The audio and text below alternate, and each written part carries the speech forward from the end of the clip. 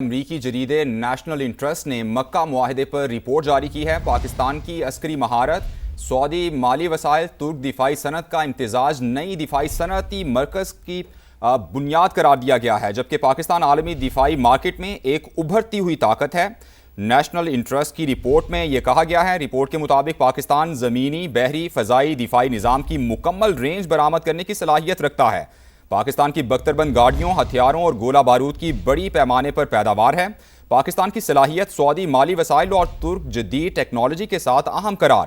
پاکستان کی سب سے اہم صلاحیتوں میں مینٹیننس اور لاجسٹک سپورٹ شامل ہے۔ پاکستان نے جنگی آلات کی اسمبلی اور تعمیر نو کی صلاحیتوں میں نمایاں سرمایہ کاری کی ہے۔ رپورٹ کے مطابق نمایاں سرمایہ کاری سے پاکستان کا دفاعی صنعتی ڈھانچہ مضبوط ہوا۔ پاکستان کم لاگت کے ساتھ زمینی، بحری، فضائی دفاعی نظام عالمی مارکیٹ کو فراہم کر رہا ہے۔ اسی پر بات کریں گے، بریگیڈیئر ریٹائرڈ حارث نواز صاحب میں جوائن کر چکے ہیں اور ساتھ حاصل ہے کرنل ریٹائرڈ عابد لطیف صاحب کا۔ بہت شکریہ دونوں معزز مہمان گرامی کا۔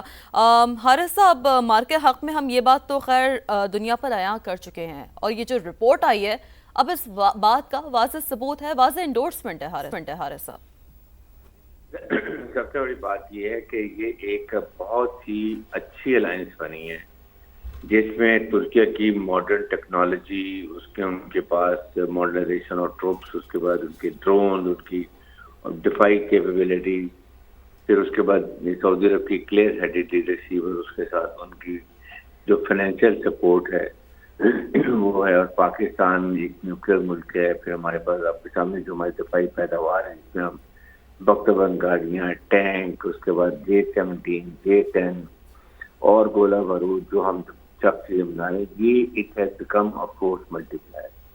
اس سے آپ دیکھیں گے یہ کتنی بڑی ڈیولپمنٹ ہے۔ سب سے بڑی بات یہ ہے کہ پھر ہماری یہ ڈیفینسو نیسیسٹی ہے، no offensive defence against any country, just for deterrence, اور یہ اوپن ٹو آل اسلامک ممالک کے لیے، اس میں ایران بھی آ سکتا ہے، دوسرے ممالک بھی، ایجپٹ بھی۔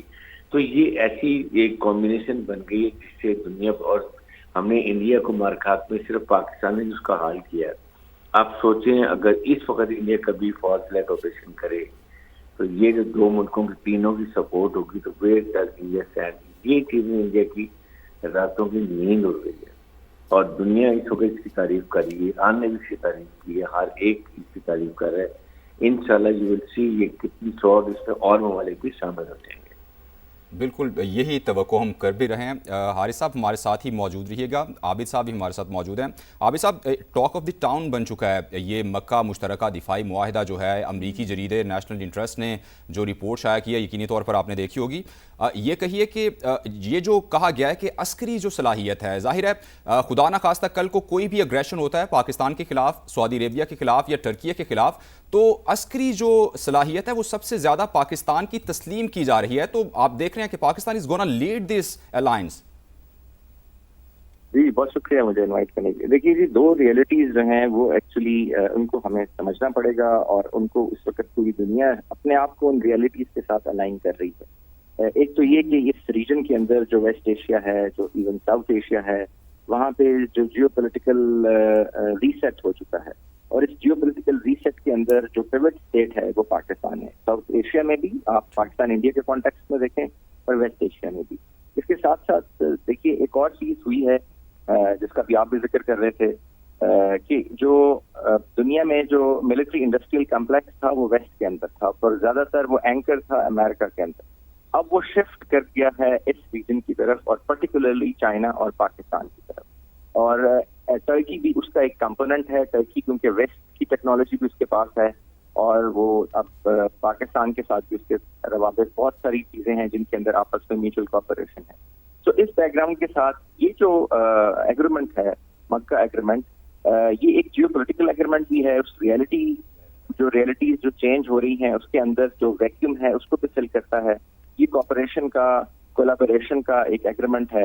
یہ کوئی ایکسٹینڈڈ ڈیٹرنس کا ایگریمنٹ نہیں ہے کہ جس میں نیوکلیئر کمپوننٹ ہوتا ہے۔ یہ بیسیکلی ایک میوچل کوآپریشن کا، اور میوچل آپ کہہ لیجیے کہ ایک آپس میں جو میوچل کیپیبلٹیز کا، جس میں اکنامک ایکٹیویٹیز بھی ہیں، جس میں پیپل ٹو پیپل کانٹیکٹ بھی ہیں، جس میں ٹیکنالوجیکل کانٹیکٹ میں بھی ہے، اور ملٹری کانٹیکٹ میں بھی ہے، کیونکہ یہی اس ریجن کو ڈیفائن کرتا ہے جو یہاں پہ ایک اسپوائلر ہے.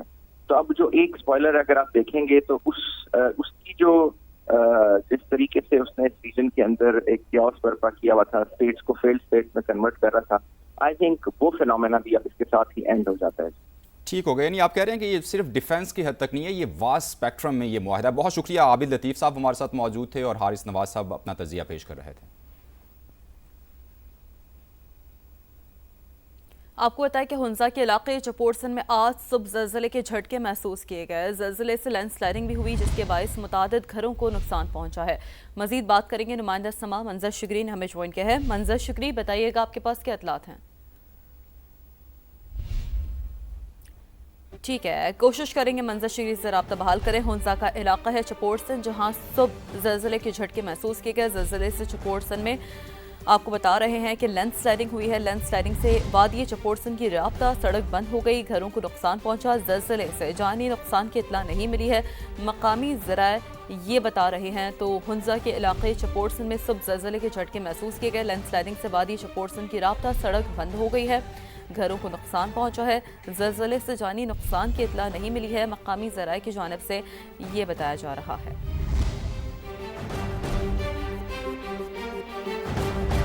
وفاقی وزیر داخلہ محسن نقوی نے N C C I headquarters کا اچانک دورہ کیا. زیر تعمیر عمارت اور اپ گریڈیشن پروجیکٹ پر کام کی سست رفتار پر سخت برہمی کا اظہار کیا. کہا پروجیکٹ پر پیش رفت نہ ہونے پر بہت افسوس ہوا. وزیر داخلہ کے دورے کے وقت زیر تعمیر عمارت میں مزدور بھی غائب تھے. صرف ایک مزدور کام کر رہا تھا جس نے محسن نقوی کو بتایا کہ ایک وقت میں 9 بندے کام کرتے ہیں لیکن چند روز سے کام رکا ہوا ہے.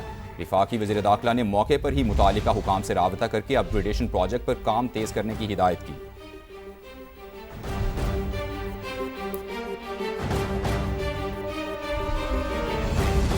اسلام آباد ایئرپورٹ آنے اور جانے والی پروازوں کے حوالے سے اہم ہدایات جاری کر دی گئی ہیں. پاکستان ایئرپورٹ اتھارٹی نے نوٹم جاری کرتے ہوئے 13 اگست کو اسلام آباد ایئرپورٹ آنے والی تمام پروازوں کے کپتانوں کو اضافی ایندھن ساتھ رکھنے کی ہدایت کر دی ہے. مزید بات کریں گے, نمائندہ سما جاوید اصغر چودھری ہمیں جوائن کر چکے ہیں. جی جاوید, کہیے گا نوٹم میں مزید کیا کچھ لکھا گیا ہے؟ پاکستان ایئرپورٹ اتھارٹی نے جاری کردہ نوٹم کے مطابق اسلام آباد ایئرپورٹ آنے اور جانے والی پروازوں کے حوالے سے اہم ہدایات جاری کی گئی ہیں, جس کے مطابق اسلام آباد ایئرپورٹ آنے والی تمام پروازوں کو آج 13 اگست کو اضافی فیو کے ساتھ پرواز کرنے کی ہدایت کی گئی ہے. جبکہ اس کے وجہ جو بتائی ہے اس کے مطابق 14 اگست کی مشقوں کے سلسلے میں اسلام آباد ایئرپورٹ پر پروازوں کو فضا میں انتظار کرنا پڑ سکتا ہے, اور اسلام آباد ایئرپورٹ پر جہازوں کے ٹیک آف اور لینڈنگ میں تاخیر کے باعث تمام طیاروں کے کپتان اضافی ایندھن لازمی رکھیں, یہ کہا گیا نوٹم میں. جبکہ جشن آزادی کی تقریبات کے ریاست کے ضمن میں آج اسلام آباد سے پروازوں کی جو آمد ہے وہ بین الاقوامی اور اندرونی ملک دونوں سائڈ کی 13 پروازیں تاخیر کا شکار ہیں, اور جو کہ جن کو تدریج جو ہے وہ آمد کی اجازت دی جائے گی. جی ٹھیک ہے, اپڈیٹس کے لیے شکریہ آپ کا.